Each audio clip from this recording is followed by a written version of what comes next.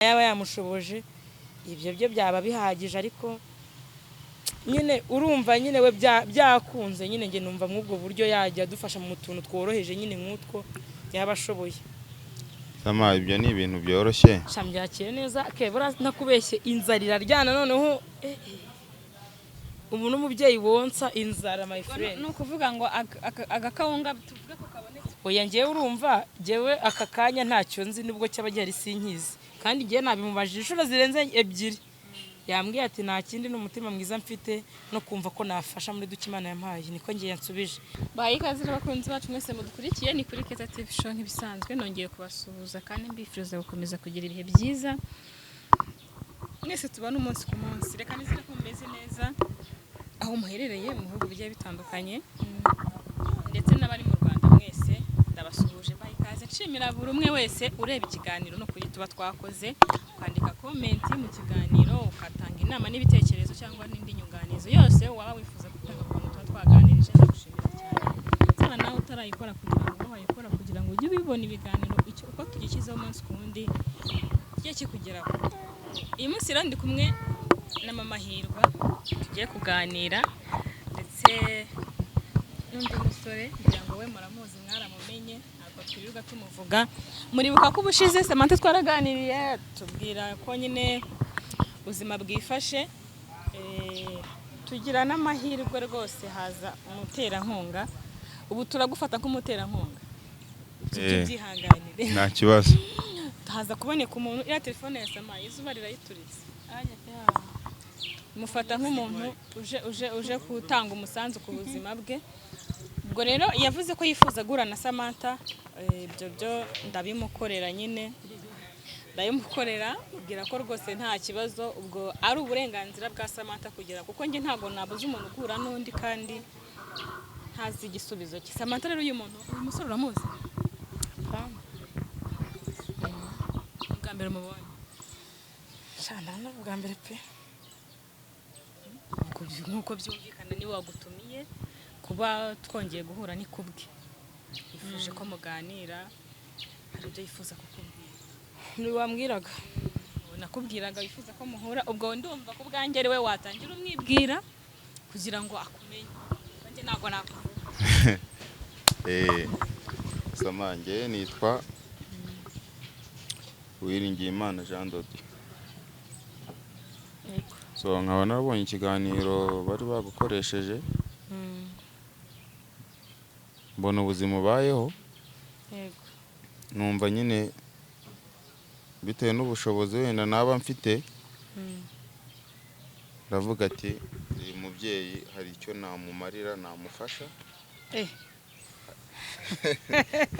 hahiye hari inama nakugira hari ubundi bufasha bundi ndumva nta kibazo ni ngewe wari wamubwiye ko yaduhuza. Shawe nge nimere nk'umusazi ibibazo birakemutse. Wikizera kaje kubirangiza Simana. Yarambwiye niba numvishe neza arambwiye ngo yabonye ibibazo mfite yumva yifuza kuba yamfasha mu bushobozi buke afite. Gusa urumva tayari ibisubizo bitakemutse. Niko ise uvuga ngo tayari ibibazo byanjye. Ibibazo birakemutse none se ubwo hari icyo utari kumva ahubwo.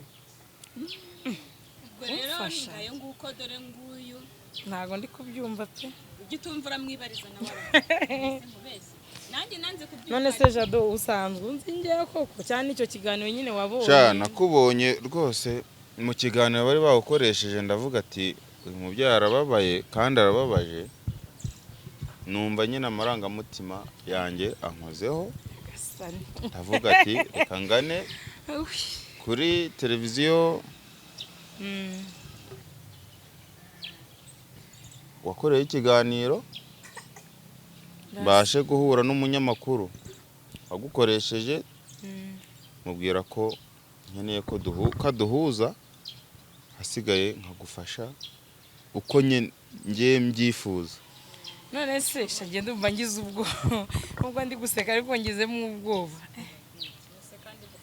None se ubu nyine urumva umuntu n'ubwa mbere duhuye nyewe yaransubiza kubera ko urumva n'ubwa mbere duhuye ubwa mbere duhuye ntitwari tuziranye ntabwo rero ndi kwiyumvisha ukuntu nyine wambonye rimwe ugahita ugira nyine umutima wo kumva nyine waza ukamfasha none se so muri make sinzi umuntu twese turi abantu sibyo kandi tuzi inkoni z'iyi si uko ubuzima buryana sibyo iyo umuntu atatse muturanye ugira amakenga ugashishoza ukajya kugira ute kureba icyo abaye sibyo yego na kera niko byahoze nyagasani noneho ndi kumva ari danje ahubwo ubu ndumva ni ukuri mfite ubwoba sinzi ntabwo nyine si uye ntabwo ndiyumvisha ukuntu umuntu ambonye rimwe agahita yumva ashatse ko duhura agahita yumva hari ibyo ashatse kumfashamo ese uyu muntu ambonye aka kanya koko cyangwa se ahubwo asanzwe yarambonaga anzi hanyuma wenda hari igihe uba ubona umuntu nyine bikunyura mu maso nyine ntubyiteho cyane noneho fayinari wazabona ageze mu bibazo ukavuga atari kora mu gihe marije mubona ahora mu bibazo agira ate ngenda atekereza ko nubwo nyine wambwiye ko wambonye muri icyo kiganiro ko ntekereza ko usanzwe unzi wenda no kuva mbere no mu biganiro nibyo nacaga byose nziza ko ushaka kuba wenda unzi ubaye utanze ibyo byaba ari ikibazo kuko ntago wambwira uburyo waba umbonye ejo bundi rwose ngo utere noneho unasabe nuko tunahura ese sama muri makeya sibyo urazi Kacyiru niho wakoze narahakoze nkuzura umukobwa sibyo ahubwo nongeye wenda kukubona nkubona uri gutanga ikiganiro uvuga ukuntu bayeho ubuzima urimo ko naciye muri byishira ndavuga ati naciye muri byinshi byatumye abantu bamenya rwose kugira ngo duhure ngere ute nkuko nanjye nabashije gufashwa mu buzima nari ndimo navuze ati uyu mubyeyi sinzi kabisa cyane none se shamana rye dufite ibibazo byinshi none se shamana yanjye none se nta kindi kintu kibirimo nyine ni ukumfasha nyine biraho ugiye nyine urumva bitumye nyine ntekereza cyane kuko nzi ko muri ino minsi abantu nyine ntago bakigira urukundo pe so muri makeya ntago nakubeshya ntago abantu bakigira urukundo ubundi mbere wasangaga abantu bagira urukundo umuntu yahora n'ikibazo bakamufasha ariko kuri ubu ngubu ino si tubaye musha ntago abantu bakigira umutima nk'uyu nguyu ndi kubona uri kunyereka ukuntu uri kumbwira ngo rwose ngo muri duke mfite ngo nagufasha urumva niyo ndi kwibaza niba nta kindi kintu cyaba kibiri inyuma cyangwa cyaba kibyihishemo wenda agiye nkaba ntakizi ntago sinzi pe wigira ikibazo nta kindi kintu kibyihishe inyuma sibyo urazi neza na Bibiliya iravuga ati nusanga inzu y'umukene yubatswe igacumbikwa itari yuzura uzongerera itafari ku bushobozi uzaba ufite sibyo yewe umuhamagaro mfite ni uwo kugufasha sibyo mu bushobozi naba mfite hari icyo wakenera nkabasha kugira ute ndakubwiza ukuri igihungu nyine hari ibintu bikugeraho nyine bikakugora guhita ubyakira kumva ngo haje umuntu noneho w'igitsina gabo wahise angirira impuhwe aka kanya nk'ibyo bibazo mpuye nabyo ahise aza ku noneho ikintu cyane ubwoba keza yamamagara arambwira tumva rero hari umuntu wasabye ko muhura mbahuza nose nindi ngo wimbaza amagambo menshi niba bikunduka baboneka umbwire uze muhure hanyuma akubwire ibyo agushakira nge ntago nta namakuru ngiye keza yigeze ama n'ibingibi nabyo yambwiye uko rero kinaje nyine mfite amatsika ariko shaka kumva natungwa ko ari umugabo oya nicyo nyene kuko nusanga igitsina sinurumva agenda akoze ikiganiro nyine ko ubuzima nyine bwanze umugabo nyine akajya gushakishiriza hirya asigara none uwo muntu arambonye ahisaza none ahisaza kuri kamera ahisa nagusaba ngo duhuze nyine ntago nzi impamvu ntago nyine ndumva harimo akantu k'ubwoba ntago kaburo nimva mise nibaza se uyu muntu nta kindi kintu nyine kibirimo cyangwa se kibyihishemo nyine kiri kumutera nyine ubundi niki kiri kugutera izo mbaraga nyine zo kumva ko hari abantu benshi bafite ibibazo ke nje nta bibazo wenda birenze mfite hariho abari munsi yanjye hari abantu bafite ibyo bibazo nyine biri big biri hejuru ubwo rero ntago nimagine ukuntu ari nge yahisabona nyine ukwiriye ubufasha bwako kanjye nasobanura kugira ngo narubwo bufasha ngakire numva nta mungenge so muri make nkunda gukurikirana imbuga nkoranyambaga abo bandi babayeho mu buzima buri hasi y'ubwo urimo ntago mbazi ariko wowe nabashije kubona byanteye nyine kuba nagufasha sibyo nkubona noneho narigeze kukubona uri umukobwa nkubona warabyaye sibyo ubuzima bwarahindutse uvuga ati mbayeho gutya na gutya sibyo avuga ati muri duke Imana yampaye naho ingejeje sibyo kangira ute kangira icyo mvungurira kuri mugenzi wanjye ubabaye none se Jado mana yanjye hagiye ngo witwa Jean de Dieu ubwo ni Jado Kigali bundi ni Jado ya Jean de Dieu byo mu cyaro none se Jado jewe shamana yanjye hari ikintu kimwe ndi kwibaza basi se urabona ugiye kumfasha ubu ngiye kumubwira nti urumva ugiye kumfasha nyine urumva gufasha nyine batandukanye hari umuntu ashobora kuvuga ati wenda ngiye kugushingira wenda akantu wenda cyangwa ugura ikibanza mu isoko ujye ugenda ucuruza imboga ndashaka kumenya ikintu ashaka kumfasha kugira ngo wenda naba abantu nasabye akazi batazareka kuma akazi wenda bazi ko hari kandi nabonye adusobanuye nyine ko ibintu bimere neza so kano kanya sinavuga mfite amafaranga yashinga business insaba amafaranga menshi ariko kano kanya ushoboye kumbwira ati mfite ikibazo cyo kwishyura inzu sibyo nkaba nagikemura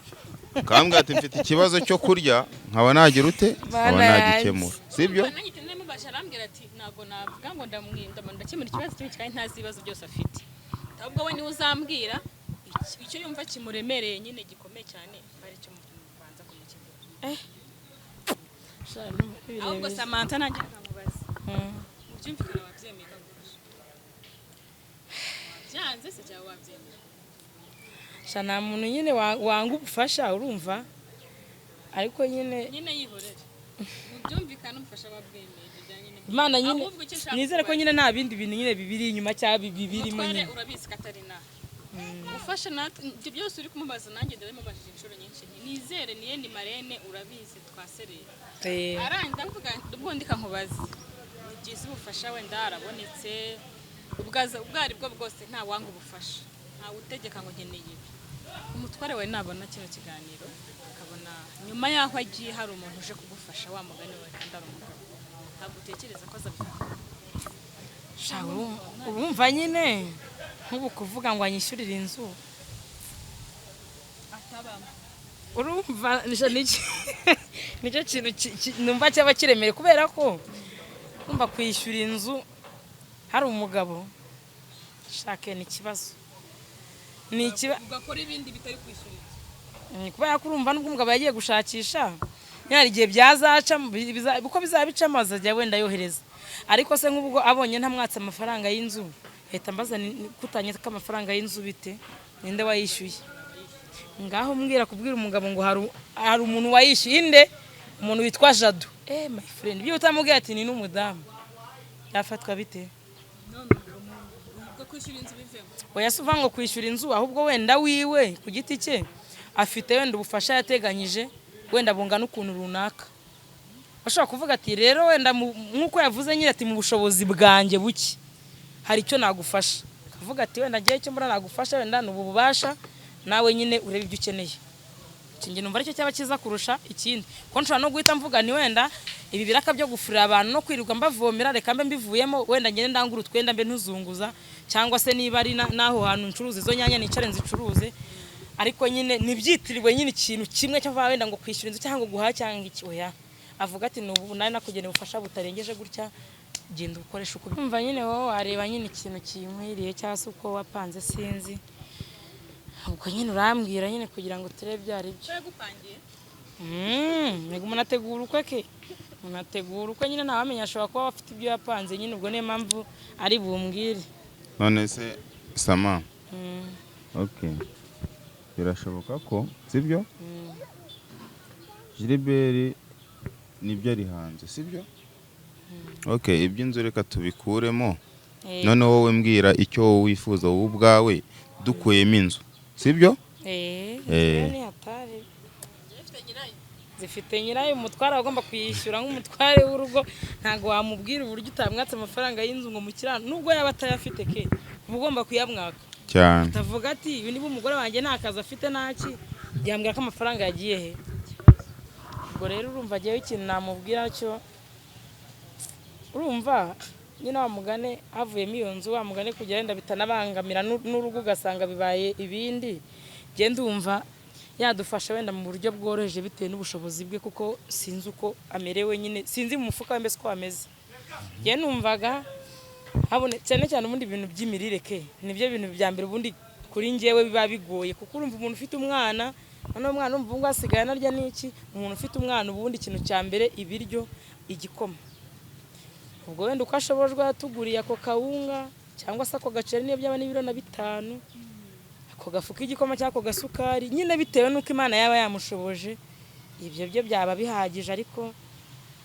nyine urumva nyine we byakunze nyine nge numva mw'ubwo buryo yajya dufasha mu tuntu tworoheje nyine nk'utwo yaba ashoboye. Sama ibyo ni ibintu byoroshye sibyo? Yego. Nkuko nabikuye ku mutima nkavuga ati ngomba gufasha Samantha sibyo?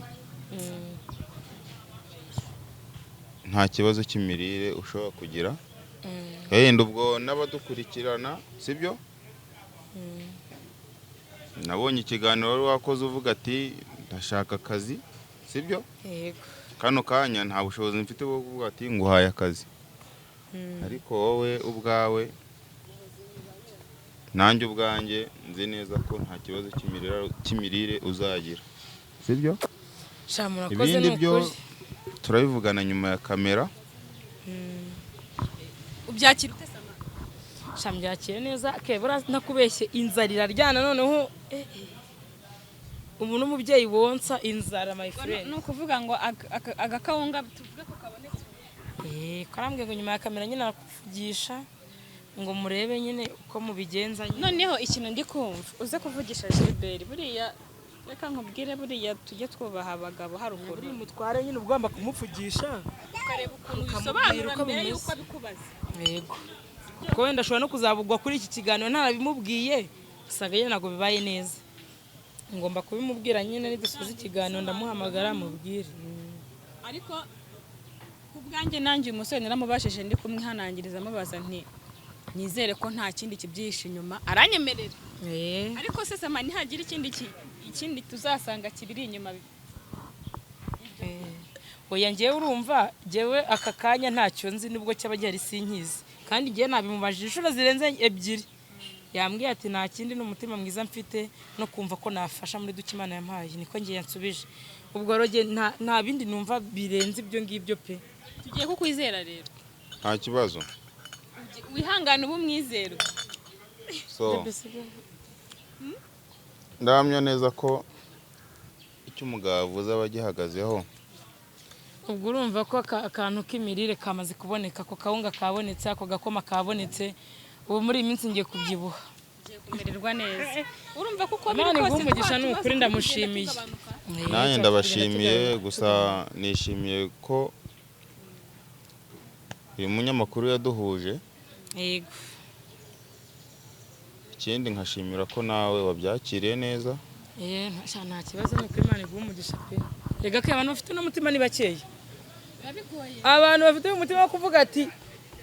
utwo tuntu tuboneke ni bake cyane rwose. Bigoye kuko akenshi usanga wenda n'uwabitekereza avuga ati se burakana kanaza kugira ikintu abivugaho kana kanagira ikintu abimbiraho ugasanga bibaye ikibazo ariko nk'ubu ngubu byibora kuko abashije kugusobanurira ahubwo ati nta kindi kintu ngenza ni kamwe kangenza atari twinshi byibura byo birumvikana. Shahoya ubwo nyine ubwo Imana ishimwe urabona nk'ubu bintumyeho intumwa. Iyi ni intumwa. Kwa Sama turahazi. Oya. Arahazi kandi ubwa mbere duhuye twari tuziranye kumenya amakuru nase ntitwigeze kujya tugusura mu biganiro. Shaho reka ntabwo hazi ahubwo cyane niba mvuga shake abantu urukundo rwarazimye ntago rumeze nka mbere. Mbere umuntu agiraga ikibazo abantu bakamufasha mbese nyine ukabona ko bamubaye hafi ariko ubu uragira ikibazo ukagira ngo nta nabantu muziranye kandi baragufashije. Uvuga nk'umuntu utarafashijwe kandi baragiye. Ngo nk'umuntu utarafashijwe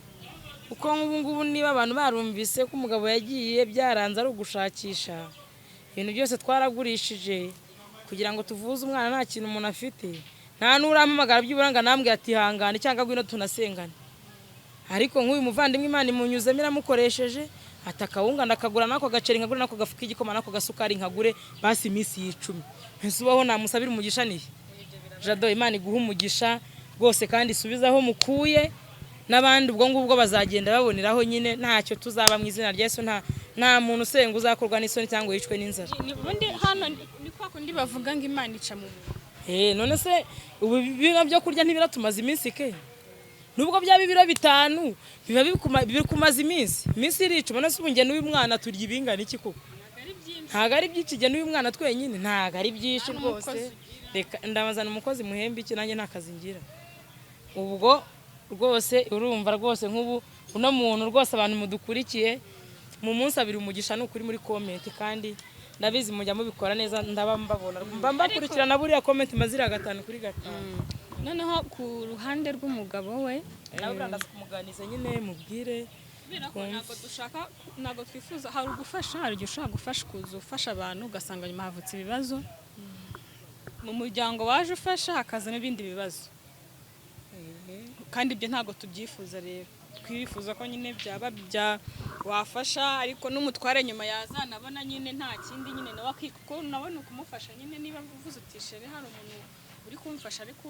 we ishyura inzu ibyo kurya birahari nako nta kandi kantu gusa nyine nanone kubimwumvisha uraza kubimwumvisha n'ibyanga uzaza uvuga uti wa musore we byanze ubwo ngubwo nta kundi nyine ngenda mubwira kandi abizi nawe ntago yakanga ubwo bufasha nese umuntu aje avuga kaje kugufasha nta kindi cyane ko byanyuze imbere ya kamera ntago umuntu yaba afite ibindi bintu ashaka ngo abizane kuri kamera yaca inbox akabikubwira nyine mwibanga ryanyu ubwo dutegereje ijambo ry'umugabo niko bimeze gusa nyine Jado n'ukuri byonyine nubwo atagira icyo akora ariko byonyine afite n'uwo mutima nukuri Imana iguha umugisha erega ibi bikingo abantu ushaka bavuga ibintu ntibabikoreye kereba oyo yambwiye ko inyuma ya kamera birakemuka ahubwo nyine uyu mutima mwiza afite azawuhorane kandi n'abandi ubu bagiye kureberaho undi nawe avuga ati nanjye burya rukuntu Imana yangire neza hari uko byagenda gutyo Imana imuhe umugisha rero Jado ni Jado arya ni Jando de ariko ubwo ni Jado nyine nta bya Jando di Kigali kandi rwose buriya hari igihe utanga 500 Imana ikagukubira 7 buriya ibyo wananganijeho kare ku buzima bwawe umbwira ko rwose nawe waciye mu buzima bugoye rero iyo umuntu anyuze mu buzima bugoye abasha kumva ikibazo cy'undi cya mugenzi we ubasha kucyumva cyane nawe ukavuga ati nanjye ubuzima nabunyuzemo reka nanjye ngire ahantu ntanga umusanzu ibyo rero ni byiza kandi rwose turabyakiriye ubwo Samantha byemeye ko biri kose kuganiriza umutware ariko n'umutware nyine uwo niwe dutegereje ariko ku giti cyawe ubufasha bwawe bwemewe ko babwakira nta kibazo ubwo sinzi igihe uzabutangira ntabwo mbizi ibyo wenda muraza kubivugana nta kibazo nimero mujye muvugana sinangombwa ngo ibyo wenda muzagenze kubahagarara no hejuru ariko umenye kuri Marene gaburiya kare hari ikintu abantu batazi buriya Marene ni nka mama wawe Marene ugira ikibazo cya mbere ni Marene ubwira none se wagize ngo nubwo yabukunyuzaho uri Marene wanjye wagize ngo byo ni ikibazo byo ntago ari ikibazo gufata moto ukaza mu rugo ubwo bufasha ukabungezaho cyangwa ubwo butumwa wagize ngo ni ibintu bikomeye natangira kuvuga utuntu ngo nyine ngumva Samantha ngo ndi kwiyumvamo oya da byose ubwo nge ndi umugore w'umugabo nge ndi umukobwa ndi kurambagizwa kare kanjye navuye ku isi kandi hari abakobwa beza wateretse sibyo rati cyane ngiye kwihayahora ku nese urabona umuntu ungana gutya abanashira afite ko kutabeshya yarandahiye shapa baramwitse yari kushaka kuzumva inkonko ati akakunigativa ntwariye umugabo namutwariye umugabo se aba yaramfashe hari ibi turimo kubura umusore ubwo ngo afite kasheri yashaka kuvuga ati uramushira wanjye ugiye gufasha uriya mugore bira ntagiye kujya twari byasha bijyana ku wundi mugore ntashakiye undi mugore yewe hoya da umuntu yihangana amenye ko ngende mariye na sheri wawe mubwira uti sheri humura ari hehe so sheri uri kumwe uko bikose nashaka kubana keza ntabwo umuntu aramubuze se abakora ahubwo barahari pe abasore nk'aba babura ariko nzamubona uramutse uvuze ko mukeneye yararabonetse aha ngaha kuri kamera yararabonetse ahubwo se wabona aho bashyira umunyarwanda ushaka uri muri Amerika shaka diaspora shaka iki diaspora cyangwa uri mu Rwanda byaterwa wowe n'uwo wifuza sha ntago yamubura ariko kubeshya buriya ni kwa kundi nyine bagira ngo akumve nta bindi turi kugana ku musozo nagira ngo Samantha nk'umuntu nyine wakiriye inkuru nziza, buriya gufashwa umuntu wese ahora akeneye ubufashwa, icyo waba ufite cyose umuntu ukumva ngo aje kugufasha urabyakira, nubwo waba ubifite wongera ku byo wari ufite azongererwa. ntabwo wavuga ngo hoya ngo ngende ahagaze neza ngo mfite ibiryo. Hanyuma ku bijyanye n'uyu munsi uko bigenze, wari umaze iminsi rwose kuva twakora icyo kiganiro umwana arwaye barabati rwose noneho abantu baranyibagiwe umva nta n'icumi noneho ndi kubona ari ibyihebe gusa. noneho haje umuntu wiyemerera kubivuga n'amagambo akajya kuri kamera ati ndifuza kugira umusanzu ntanga, ni ukuri gira ijambo umubwira rye wenyine nyine. Mbo ikintu namubwira, Imana y'amahoro imumere umugisha utagabanyije, kandi ikindi uyu mutima nyine afite w'urukundo nyine nibihagarare kuri njyewe ke, nibihagarare kuri njyewe, ahubwo uyu mutima w'urukundo afite nyine angaragarije akabagaragarije n'abandi, arukomeze kandi nyine bikomereze no kuba nibigarukire kuri njye gusa, ahubwo azakomeza afashe, kandi ntekereza ko gutanga bihesha umugisha kuruta guhabwa. Ibi bintu Imana izabimuheramo umugisha, nta byinshi namubwira, ariko buriya tuzakomeza kuvugana, kandi Imana nyine ijye imwuzuriza, ijye yongera isubizaho azajya abakuye. Ngaha nawe tubwira uko ubyumva rero, bakwita kwifurije imigisha n'indi mva iyo kawungu rwose uzaba utanze Imana izahasubiza indi mifuka. nta kindi narenzaho ku byo mwavuze, ukuri twavuze menshi tugomba gusohoza, hasigaye ibikorwa kandi nishimiye ko mwanyakiriye, nanjye nzirinda kuba ikirwari ku byo navuze. ushaka kuba ari kugira n'amagambo makeya Byimereye nka wa mugabo tubanye, ndabona ari Gilbert rwose wanjye pe, wagira ngo baravukana. ikintu umuntu akubajije ntabwo ugikunda kuganira. Oya ndaganira cyane, sinaganiriye kandi njye nzi ko nkunda kuvuga, ubundi njyewe ndi kuganira n'umuntu kubera nimereye nk'agasazi mba mvuga, mba nzi ko nawe ari buvuge, ariko buriya njyewe tukoranye n'umuntu nkabona ntavuga menshi, nyine niko aba ameze, nyine niko aba ateye, nyine nta byinshi abavuga. kandi umva ngewe twasoza kubera ko cyatuguje kiragisoje. hasigaye tusigaye kureba ibikorwa abavuga ntibakore, arikubwira ati mpa nimero ngiye kukoherereza, mpa nimero ngiye kukoherereza, none ugatanga nimero ugategereza ko hari ikintu azashyiraho ugaheba. cyane ubu dutegereje ibikorwa kuri uyu munsi byo kugira ngo turebe uko bihagaze, uko nyine agomba kugira ngo abisohoze abishyire mu bikorwa, tuzaze gushima noneho nawe tumushimira ibyo yakoze. gusa kandi n'undi wese waba ufite umutima wo kuba yafasha yamufasha, kuko ni uwacu, tumufashe cyane, ndetse ejo tuzahure ari ku rwego nawe ubwe yifuzaga ko yageraho, azajya yicara avuga ati ngeze kuri uru rwego, navuye aha kubera abantu. reka mbashimire mwese mudukurikiye, twari turi kuganira nyine na Samantha ndetse n'umuterankunga yari yabonye.